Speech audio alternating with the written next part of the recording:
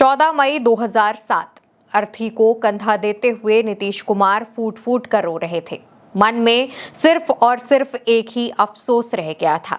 नीतीश कुमार की पत्नी की बीमारी से मौत हो चुकी थी, लेकिन नीतीश कुमार के मन में जीवन भर का एक अफसोस बसा था।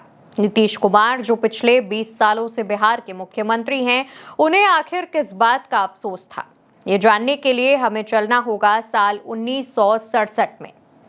1967 में पढ़ाई में तेज Nitish Patna college of engineering पहुंचते हैं। परिवार उन्हें इंजीनियर बनाना चाहता था, लेकिन नीतीश का मन राजनीति की तरफ खिंच रहा था।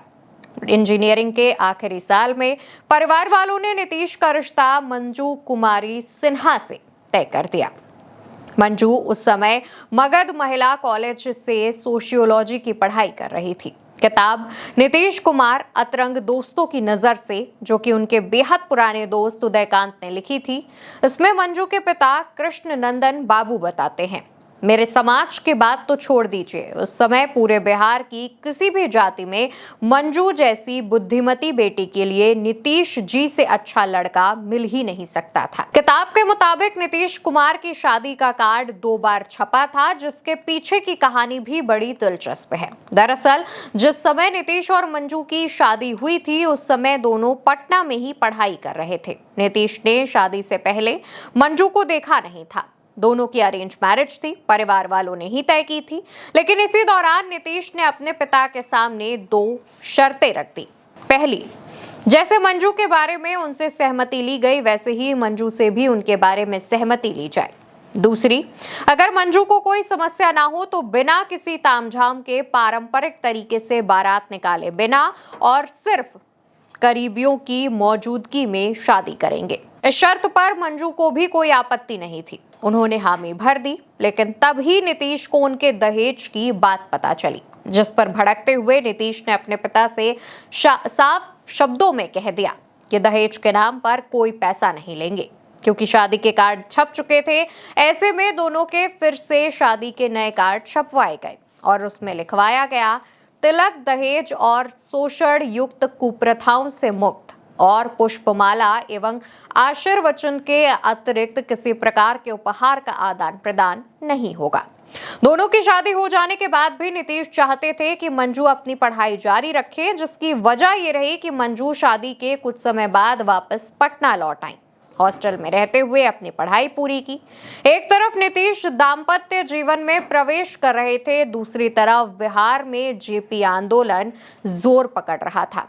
नीतीश ने इंजीनियरिंग की पढ़ाई पूरी करने के बाद नौकरी करने से साफ इनकार कर दिया था। वो पूरी तरीके से पॉलिटिक्स में आना चाहते थे और उनके पिता को भी इसमें कोई आपत्ति नहीं थी। इसी समय छात्र आंदोलन के दौरान नीतीश को जेल जाना पड़ा। मंजू अक्सर उनसे जेल में मिलने आती। जेल से बाहर आने के बाद भी नीतीश व्यस्त रहते। इस दौरान कई बार और भी वो बीच में जेल गए, जिस वजह से मंजू परेशान रहती थी। घर खर्च नहीं चल पा रहा था और घर की चीजें मैनेज नहीं हो पा रही थी, लेकिन वो बार बार नीतीश की हिम्मत बढ़ाती रहती थी। इसी दौरान नीतीश लगातार 2 बार चुनाव हार जाते हैं। घर की आर्थिक स्थिति खराब हो जाती है। घर पर 2 वक्त की रोटी मिलना मुश्किल हो जाता है और अब मंजू के सामने असल मुश्किलें खड़ी हो गई थी। इसलिए 1985 के विधानसभा चुनाव में नीतीश ने फैसला कर लिया था कि ये उनकी आखिरी कोशिश होगी। अगर नहीं जीतते हैं तो कभी चुनाव नहीं लड़ेंगे, कोई काम धंधा ढूंढकर परिवार का पोषण करेंगे। हालांकि इस चुनाव से पहले नीतीश कुमार की पत्नी मंजू की नौकरी लग चुकी थी। वो टीचर बन चुकी थी और उनको उनकी जो नियुक्ति है वो मिल चुकी थी। इसलिए अब घर की स्थिति थोड़ी बेहतर होने लगी। इसी चुनाव में नीतीश की किस्मत बदली। नीतीश लोकदल की तरफ से हरनौत विधानसभा सीट पर जीते। चुनाव जीतने के बाद नीतीश सीधे बख्तियारपुर अपने घर पहुंचे तो खूब धूमधाम से उनका स्वागत किया गया। लेकिन वहां पर इस स्वागत में सिर्फ कोई नहीं था, तो वो थी नीतीश की पत्नी। नीतीश की पत्नी इस वक्त अपने बेटे निशांत के साथ मायके सेवदह में थी। पत्नी से मिलने को आतुर नीतीश आधी रात में ही मोटरसाइकिल पर सेवदह के लिए निकल गए। विधायक बनने के बाद नीतीश को पटना में रहने के लिए फ्लैट मिला। जिसके बाद नीतीश, मंजू और उनका बेटा साथ रहने लगे। मंजू ने अपना ट्रांसफर पटना करा लिया। शादी के इतने सालों बाद अब तीनों एक ही छत के नीचे रहने ही लगे थे कि इसी बीच नीतीश को हर दिन वक्त नहीं मिल पा रहा था, जिस वजह से दोनों के बीच कुछ दूरी आने लगी थी। हालांकि अपने व्यस्त शेड्यूल में समय निकालने के बावजूद नीतीश कुमार अपनी पत्नी मंजू को स्कूल छोड़ने जाते थे। इस दौरान दोनों के जीवन में कई बार उतार चढ़ाव आए, कई बार दोनों एक दूसरे से लंबे समय तक अलग रहने पर मजबूर हुए काम की वजह से। लेकिन नीतीश के काम के चलते बार बार घर बदलने और फिर से गृहस्थी जमाने से मंजू हमेशा परेशान रहती थी। पर सीएम बनने के बाद यानी साल 2005 के बाद दोनों एक बार फिर से एक ही छत के नीचे रहने लगे और इस बार परिवार पहले से ज्यादा खुश था। इसके कुछ समय बाद ही 2007 में मंजू को निमोनिया हो जाता है। नीतीश उन्हें दिल्ली के मैक्स अस्पताल इलाज के लिए ले जाते हैं। यहाँ पूरे समय नीतीश मंजू के साथ रहते हैं। अस्पताल में नीतीश अक्सर मंजू के पास बैठकर उनके साथ समय ना बिता पाने का अफसोस करते। तब मंजू कहती कि मेरे रिटायरमेंट के बाद हम सब साथ रहेंगे।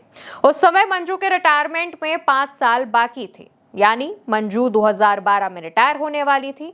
लेकिन रिटायरमेंट से पहले ही, उससे काफी पहले 14 मई 2007 को मंजू ने इस दुनिया को अलविदा कह दिया।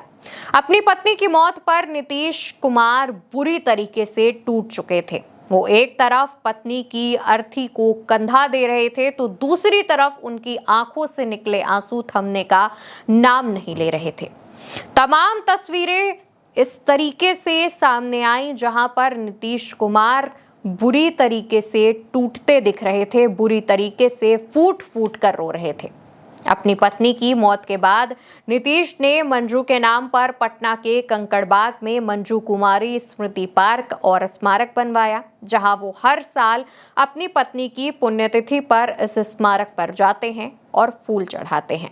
नीतीश कुमार अपनी पत्नी से बेहद प्यार करते थे और ये उसका जीता जागता उदाहरण था कि नीतीश कुमार आज इस मुकाम पर हैं। उनकी पत्नी ने कई बार उन्हें भरोसा दिलाया, उनकी पत्नी ने कई बार उनकी हिम्मत बंधाई, कई बार पैसे से भी जो मदद थी नीतीश कुमार की वो की।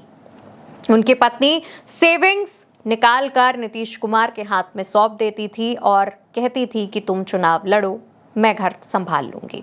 उनकी पत्नी की वजह से निशांत कुमार भी आज इंजीनियरिंग कर चुके हैं। निशांत कुमार नीतीश कुमार और मंजू के इकलौते बेटे हैं। नीतीश कुमार और मंजू की इस प्रेम कहानी में कई उतार चढ़ाव आए। नीतीश कुमार ने शादी से पहले अपनी पत्नी को एक भी बार नहीं देखा था, लेकिन उसके बाद भी वो लगातार अपनी पत्नी के लिए सपोर्ट लेते रहे, अपनी पत्नी को सपोर्ट देते रहे और उनके लिए हमेशा मौजूद रहे। नीतीश और उनकी पत्नी की इस कहानी में कई और दिलचस्प किस्से भी हैं, जिसके बारे में हो सकता है हम कभी और चर्चा करें। लेकिन अहम बात यह थी कि नीतीश की पत्नी के बाद नीतीश कुमार बुरी तरीके से टूट चुके थे और आज भी उनकी ये तस्वीरें जब सामने आती हैं तो कहा जाता है कि नीतीश कुमार के आंखों में आंसू आ जाते हैं।